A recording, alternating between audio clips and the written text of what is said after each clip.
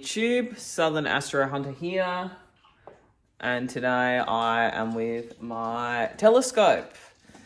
I haven't posted any videos before, but I thought, why not start with talking about what equipment I use before I get into my channel, which I'm hoping will educate you guys on, how to take photos, how to polar align, all of those good things, which I really struggled with when I first started. I found it very, very handy to have a lot of other YouTube videos out there that helped. All right, we might as well get straight into it, and I'll give you an idea of what equipment I use. And as you would have seen in my intro, they're the kind of photos that I've got so far. But yeah, let's do it. All right, so this is my setup here. So just to quickly go over what I've got the Skywatcher HEQ5 Pro, which has got a roll and belt mod in it. And so instead of the gears it comes with, it's got belts inside for the gears. I've got myself an ASI Air, which is amazing. If you haven't got yourself one of these, put it on your list. The ASI Air Plus especially, difference is it's got some extra USB ports at the back here, and it's also got better Wi-Fi range with this. The other great thing about the ASI Air Plus here is it's got different outputs that you can plug other things into as a power source. So right now, I plug in the fan to my camera. I don't want to overload it though, so that's pretty much all that runs through there.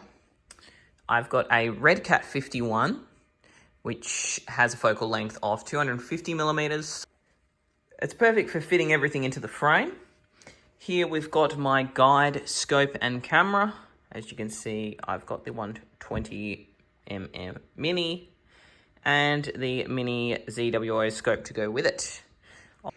On the back here, we have got our back focus set appropriately.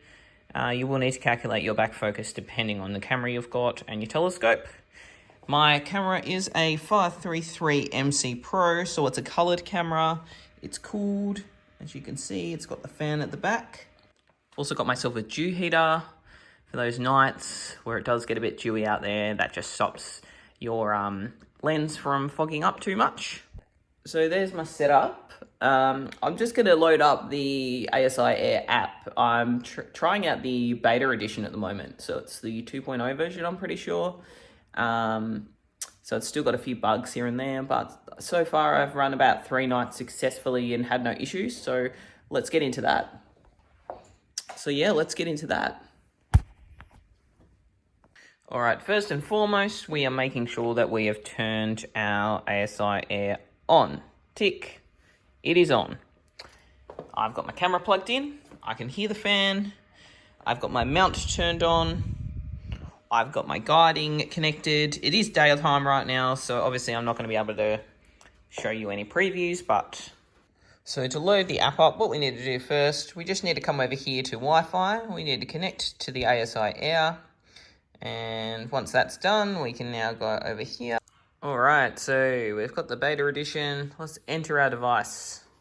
All right, this is pretty much what the screen will look like here. So along the top, I'll show you first. So if we come up here, we've got our Wi-Fi option. So that just shows you what you've got connected. So I've got my camera on and I've got my other 3 ports if I did want to use them. All right, and then next here we've got our main camera settings. So I've connected up this. It should automatically recognize what camera you're using.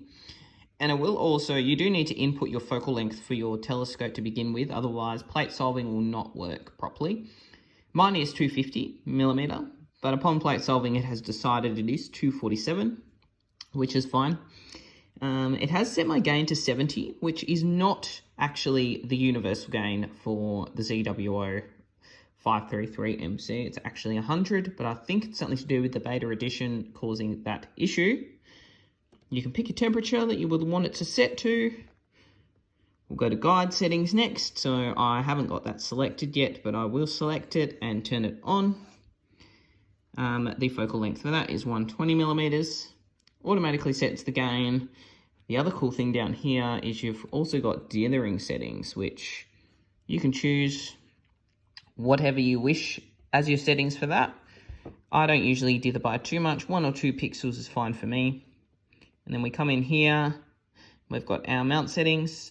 I've actually got an EQ mod mount cable that I plug in, which I would highly recommend.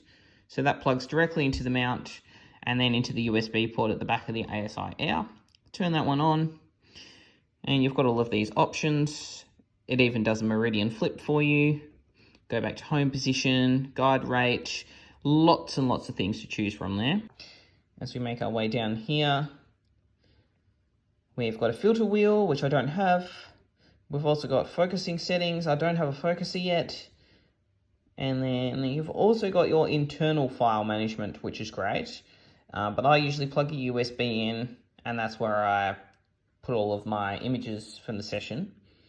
You can also live stack now, which is pretty cool. I haven't tried these things out yet, but I'm keen to see if it works well compared to doing it on the computer. Back to the home screen here. If we come over to preview, you've got all of these options here. So you've got focus, you've got polar align, preview, auto run plan, live and video, which is pretty neat. Along the bottom here, if we click on this, this takes us to the Sky Atlas, which gives you a map of the entire sky. You can also choose where you want to take your image. You can move this around and decide, yep, that's where I want to photograph tonight. The other really cool thing about this update is the ability to do a mosaic. So you can select how you would like to do it. You know, this sort of shows what it would look like. You can also go to the objects list. It'll tell you what's going to be good tonight, what time is going to be coming up high enough to photograph. There's pretty much everything you can imagine in here, which is awesome. Once you select an object, you can then go back to the map and readjust what you want, where you want it to be in frame also. So yeah, that's a bit of a rough idea of different things you can do. I didn't mention the slider at the bottom here, but if you do take an image, you can adjust the exposure so you can actually see how much detail you've got in your image by adjusting these black point and white points.